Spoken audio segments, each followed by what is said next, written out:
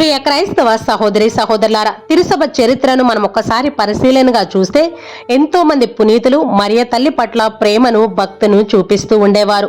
వారి కష్టాలలో ఇబ్బందుల్లో ఉన్నప్పుడు మరియ తల్లిని ప్రీతితో వేడుకుంటూ ఉండేవారు. మరియ తల్లిని ప్రేమించి వేడుకోవడం ద్వారా ఇతరులు కూడా మరియ తల్లి యొక్క గొప్పతనాన్ని తెలుసుకుంటారు అనే భావంతో వారు ప్రతి నిత్యం మరియ తల్లి శరణ వేడుతూ ఉండేవారు. పునీతులు అనేకమైనటువంటి శ్రమలు అనుభవించి మరియ తల్లి పాదాల దగ్గరకు వచ్చి నిత్య విశ్రాంతిని పొందుతూ ఉండేవారు. కాబట్టి క్రైస్తవులమైనటువంటి మనందరం కూడా మన పునీతుల అడుగు జాడల్లో నడుస్తూ మరియ తల్లి యొక్క గొప్పతనం గురించి తెలుసుకుందాం. మరియ తల్లిపై భక్తి కలిగిన వారు నరకానికి వెళ్ళరు, మోక్షానికే వెళతారు అని పునీత అన్సెల్మా గారు చెప్తూ ఉన్నారు. కాబట్టి మనం మరియ తల్లి యొక్క ప్రేమను పొందాలి అనంటే బాహ్యంగా పై మెరుపుల్లాగానే మన భక్తిని చూపించుకోకూడదు. మరియ తల్లిలో ఉన్నటువంటి సుగుణాలను మనం అలవర్చుకోవాలి. మరియ తల్లి వలె పుణ్య మార్గంలో పుణ్య జీవితాన్ని జీవించే ప్రయత్నం మనం చేయాలి. అప్పుడే మరియ తల్లి మన కొరకు ప్రార్థన చేస్తారు. మనం మరియ తల్లి ద్వారా క్రీస్తు ప్రభు దగ్గర నుంచి అనేకమైనటువంటి మేలులను పొందుకోగలుగుతాము. పతనమైన మానవాళ్లను రక్షించి తిరిగి మోక్షద్వారం విప్పి దైవ ప్రణాళిక చొప్పున తన బిడ్డలైనటువంటి నరులను తన చెంతకు చేర్చుకునే నిమిత్తం వేదాలలో ప్రవక్తలు పలికిన ప్రవచనాలు నెరవేర్చుటకు సృష్టికర్త ప్రభు పూనుకున్నాడు. సమయం పరిపక్వం కాగా ఆయన గాబ్రియేలు దూతను గలిలయలోని నజరేతు గ్రామంలో నివసిస్తున్న మరియ దగ్గరకు పంపించారు. ఆ గ్రామంలో చాలా మంది యువతలున్నారు. కానీ ఆ దేవదూత నిష్కళంక సుందరి అయినటువంటి మరియ తల్లి దగ్గరికే వచ్చారు. మరియ తల్లి కూడా తన తల్లికి ఏకైక కుమార్తె గారాల పట్టి. ఆ గ్రామంలో ఉన్నటువంటి యువతలందరూ కూడా మరియ తల్లిని చూసి నువ్వు ధన్యురాలువు అని పొగిడారు. జన్మ పాపము సోకకుండా పవిత్రంగా దేవుడు ముందుగానే ఆమెను ఏర్పాటు చేసుకున్నాడు. మంచి పనికి మంచి మార్గం ఎన్నుకోవడం దేవుని నైత్యం అన్నట్లుగా వేల కొలది జాతులు, ప్రజలు, సమాజాలు, సంస్థలున్న ఈ లోకంలో దేవుడు ఈ లోకానికి రావడానికి ఒకే ఒక మార్గాన్ని మరియ తల్లిని ఎన్నుకున్నారు. ఆమె జన్మ పాపము కాని ఏ ఇతర పాపాలు కాని సోకకుండా పవిత్రంగా ఉన్నారు. దేవుని దృష్టిలో అత్యంత రమణీయమైన హృదయ సౌందర్యం కలిగినటువంటి స్త్రీ మరియ. ప్రభువే మీకు ఒక గుర్తును చూపించెను. యువతి గర్భావతి అయి ఉన్నది. ఆమె కుమారుని కని అతనికి ఇమ్మాన్యుయేల్ అని పేరు పెట్టెను. యెషయా 7:14 ఈ వాక్యం రాయబడి ఉన్నది. యువతి అనగా కన్య, ఇమ్మాన్యుయేల్ అనగా దేవుడు మనతో ఉన్నాడు అని అర్థం. యెషయా చేత క్రీస్తు పూర్వం 700 సంవత్సరాల క్రితమే ఈ వాక్యం రాయబడి ఉన్నది. కన్యకు సంతానం కలగడం ఒక సూచనగా పాత నిబంధన గ్రంథంలో చెప్పబడినది. దేవుడి నుంచి వచ్చింది ఏదైనా కూడా ప్రత్యేకంగా ఉండాలి. ఇక్కడ యువతి అనగా కన్య, పెళ్లి కానటువంటి యువతి. అయినా కూడా పిల్లోడిని కనడంలో గొప్పేముంది అని అనవచ్చు. పురుషుడితో ఎటువంటి సంబంధం లేకుండా పెళ్లి కానటువంటి ఒక యువతి బిడ్డను కనడం అనేది మహా అద్భుతం. ఇది మరియ తల్లిని ఉద్దేశించి ప్రభు యెషయా ప్రవక్తతో పూర్వం అనగా 700 సంవత్సరాల క్రితమే రాయించారు. దేవుడు గాబ్రియేలు దూతను గలిలయ సీమ అందలి నజరేతు నగరానికి పంపించారు. ఆ దేవదూత మరియ తల్లి దగ్గరికి రాగానే చాలా వినయముతో దర్శనమయ్యారు. అనుగ్రహ పరిపూర్ణరాల నీకు శుభము, ప్రభువు నీతో ఉన్నాడు. ఇదిగో నీవు గర్భము ధరించి కుమారుని కనెదవు. పవిత్రాత్మ నీపై వేంచేయను. సర్వోన్నతుని శక్తి నిన్ను ఆవహించును అని శుభవచనాన్ని తెలియచేశారు. మరియ తల్లి ఆ పలుకులకు కలత చెంది ఆ శుభవచనం ఏమిటో అని ఆలోచిస్తూ ఉండగా దేవదూత మరియమ్మ భయపడకము, నీవు దేవుని అనుగ్రహం పొంది ఉన్నావు. ఇదిగో నీవు గర్భము ధరించి కుమారుని కనెదవు. ఆ శిశువునకు యేసు అని పేరు పెట్టము. ఆయన మహనీయుడైనటువంటి మహోన్నతుని కుమారుడని పిలువబడను. ప్రభువైన దేవుడు తండ్రియగు దావీదు సింహాసనమును ఆయనకు ఇచ్చెను. ఆయన సర్వదా యాకోబు వంశీలను పరిపాలించును. ఆయన రాజ్యమునకు అంతమే ఉండదు అనెను. అంతటా మరియమ్మ, నేను పురుషుని ఎరుగును కదా, ఇది ఎట్లు జరుగును అని దూతను ప్రశ్నించెను. అందుకు ఆ దూత ఇలా అనెను, పవిత్రాత్మ వ్యంచేయను. సర్వోన్నతిని శక్తి చేత పవిత్ర శిశువు దేవుని కుమారుడని పిలువబడను. నీ బంధువైనటువంటి ఎలిజబెత్తమ్మను చూడు, ఆమెకు వయసు మళ్ళినది కదా. గొడ్రాలై ఆమె గర్భము ధరించి ఇది 6వ మాసము. ఏలైనా దేవునికి అసాధ్యమైనది ఏదియూ లేదు అని దేవదూత మరియమ్మ సందేశాలను తీర్చాడు. అంతటా మరియమ్మ, ఇదిగో నేను ప్రభు దాసురాలను, నీ మాట చొప్పున నాకు జరుగునుగాక అనెను. అంతటా ఆ దేవదూత అక్కడి నుంచి వెళ్ళిపోయారు. తన ఎడల దేవుని యొక్క సంకల్పాన్ని అర్థం చేసుకున్నటువంటి మరియ తల్లి శిరస వహించారు. ఇది నిజం. మంచిదే అని దృఢంగా నమ్మారు. సర్వాధికారి అయినటువంటి ప్రభువునకు విధేయించారు. తనను తాను దేవునికి పునరంకితం చేసుకున్నారు. ఆ క్షణమే క్రీస్తు శంఖానికి శుభ ఆరంభమైనది. విర్రవీగే సాతానుకు విరుగుడమందు వేశాడు ప్రభువు. నిజమైన దేవుడుగా, నిజమైన నరుడుగా, దైవరాజ్యమైనటువంటి ప్రభు తొలి క్షణం మరియ పరిశుద్ధ గర్భంలో అంకురించుకున్నాడు. ఆ క్షణమే ఆమె దేవుని తల్లిగా మారిపోయారు. మొదటి క్రైస్తవురాలుగా ఆవిర్భవించారు. దేవుని మాట వినటలో మరియ తల్లి మనకు ఆదర్శంగా నిలుస్తూ ఉన్నారు. ఇదంతా దేవుని అపారమైన ప్రేమకు, కరుణకు నిదర్శనం. అందుకే పునీత బెర్నాడ్ గారు ఇలా చెప్తూ ఉన్నారు, దేవుడు మానవాళికు అనుగ్రహించినటువంటి అత్యున్నత స్థానం మరియను తన తల్లిగా ఎంపిక చేసుకోవడమే అని చెప్తూ ఉన్నారు. మరియ దేవుని తల్లి కాకపోయినట్లయితే ప్రభుతో ఐక్యమై ఉండేది కాదు అని వేదాంత పండితుడైనటువంటి పునీత అల్బర్ట్ గనుడు గారు చెప్తూ ఉన్నారు. మరియ తల్లి ఒకసారి పునీత జిత్రుత్తమ్మకు కలలో కనిపించి, ఇదిగో ప్రభు దాసురాలను అని ఆ మాట నేను చెప్పినప్పుడు ఎంతో సంతోషించాను. నేను దేవుని తల్లి అని నా పేరిట వేడుకున్న ప్రతి ఒక్కరికి అదే ఆనందాన్ని పంచుతాను అని వాగ్దానం చేశారు. మరియా అంటే ప్రియ, ప్రియతమ, ఉన్నతరాలు, స్తుతించదగినది, మెచ్చదగినది అనే అర్థము. కథోలిక శ్రీ సభ ఎప్పుడు మరియ తల్లి గురించి మాట్లాడిన ప్రతిసారి కూడా ఆమె పవిత్రాలని, పాప కళంకని అని, ఏ పాపం అంటనటువంటి పావన కన్య అని, స్వయంగా పవిత్రాత్మ ప్రభువే తీర్చిదిద్దినటువంటి పుణ్యశ్రీ అని చెప్తూ ఉంటారు.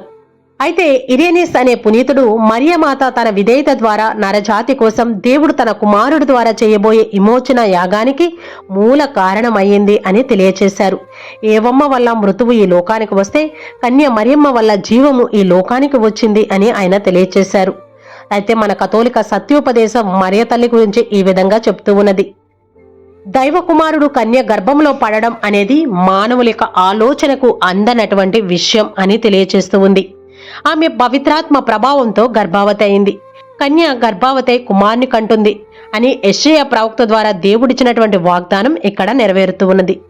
ఆ దేవదూత ఇచ్చినటువంటి ఆ శుభ సందేశంలో చివరి భాగం, గొడ్రాలై వయసు మళ్లీ సంతానం పొందడానికి ఏ మాత్రం వీలు లేనటువంటి నీ చుట్టమైనటువంటి ఎలిజబెత్తమ్మ దేవుని అద్భుత శక్తి ద్వారా 6 నెలల గర్భావతి అయ్యింది అనే రహస్యం దేవదూత ద్వారా తెలుసుకున్న మరియమ్మ వృద్ధురాలైనటువంటి ఎలిజబెత్తమ్మను సందర్శించింది. దేవుడు ఆమెకు చేసినటువంటి గొప్ప కార్యానికి ఆమెతో కలిసి దేవుణ్ణి స్తుతించింది. దేవుడు తనకి చేసినటువంటి గొప్ప కార్యాన్ని ఎలిజబెత్తమ్మతో పంచుకుంది. బిడ్డ పుట్టే వరకు ఎలిజబెత్తమ్మకు సేవలు చేసింది. ఇద్దరూ కలిసి దేవుడు చేసినటువంటి ఆ గొప్ప కార్యాన్ని తలంచుకొని దేవుణ్ణి స్తుతించారు. దేవుడు చేసినటువంటి ఆ గొప్ప పనులను మరవకుండా ఉండడము, దేవుణ్ణి స్తుతించడము, ఇతరులు అవసరాల్లో ఉన్నప్పుడు వారికి సహాయం చేయడము దేవుణ్ణి విశ్వసించే వారిలో ఉండవలసినటువంటి గొప్ప లక్షణాలు, ముఖ్య లక్షణాలు. కాబట్టి ఈరోజు ఉమెన్స్ డే కాబట్టి ప్రతి ఒక్క ఉమెన్ కూడా మరియ తల్లిలో ఉన్నటువంటి ఈ గొప్ప సుగుణాలను అలవాటు చేసుకోవాలి. ఈ గొప్ప విషయాలను నేర్చుకోవాలి. ప్రతి ఒక్క విషయం కూడా మనకు మరియ తల్లిలో చక్కగా కనిపిస్తూ ఉన్నది. ఎలిజబెత్తమ్మ గర్భము ధరించింది అన్న విషయం దేవదూత ద్వారా తల్లి మరియ తెలుసుకున్నారు. కానీ కన్య మరియ గర్భము ధరించింది అని ఎలిజబెత్తమ్మకి ఎలా తెలుసు? ఈ విషయం మరియ తల్లి ఇంకా ఎలిజబెత్తమ్మకు చెప్పనే లేదు. అయినా కూడా ఎలిజబెత్తమ్మలో మనకి ఇక్కడ 2 విషయాలు కనిపిస్తూ ఉన్నవి. లూకాసు వార్త 1:41 ప్రకారం మనం చూస్తే ఎలిజబెత్తమ్మ గర్భంలందలి శిశువు ఆనందంతో గంతులు వేశాడు. రెండవది, ఎలిజబెత్తమ్మ పవిత్రాత్మ చేత పరిపూర్ణురాలయ్యింది. గర్భావతిగా ఉన్నటువంటి ఎలిజబెత్తమ్మ మరియు ఆమె గర్భంలో ఉన్నటువంటి శిశువు ఇద్దరు కూడా ఈ దేవ రహస్యాన్ని తెలుసుకున్నారు. ఏమిటి ఆ దేవ రహస్యం అంటే, వారి దగ్గర ఉన్నటువంటి కన్య మరియమ్మ దైవ కుమారుడికి తల్లయిందని, ఆమె గర్భంలో సాక్షాత్తు దేవుణ్ణి మోస్తుందని. అందుకే ఎలిజబెత్తమ్మ ఎలుగెత్తి పలికినటువంటి పలుకులు క్రైస్తవ చరిత్రలో తల్లి మరియమ్మ యొక్క స్థాయిని శిఖరాల్లో నిలిపాయి. ఆనాడు గాబ్రియేలు దేవదూత అందించినటువంటి ఆ శుభవచనాన్ని ఆలకించి నీ చిత్తము చొప్పున జరుగునుగాక అని సమ్మతి తెలిపారు మరియ తల్లి. కానీ అప్పుడు ఆ కన్యకు అసలు అర్థం కాలేదు, ఏమీ తెలియదు. సాక్షాత్తు ఆ దైవ కుమారుడు శిలువపై వేలాడతాడని, తాను శిలువ కింద నిలబడి ఉంటారు అని, ఆ శిలువపై సర్వోన్నతిని కుమారుడు అని పిలువబడే శిశువే పెద్దవాడై మరణ ఆవేదన పొందుతాడు అని మరియ తల్లికి అప్పుడు తెలియలేదు. క్రీస్తు ప్రభు శిలువపై మరణించే వేళ ఈ లోక సంబంధాల నుండి ఆయన పూర్తిగా విముక్తుడు అవ్వాలి.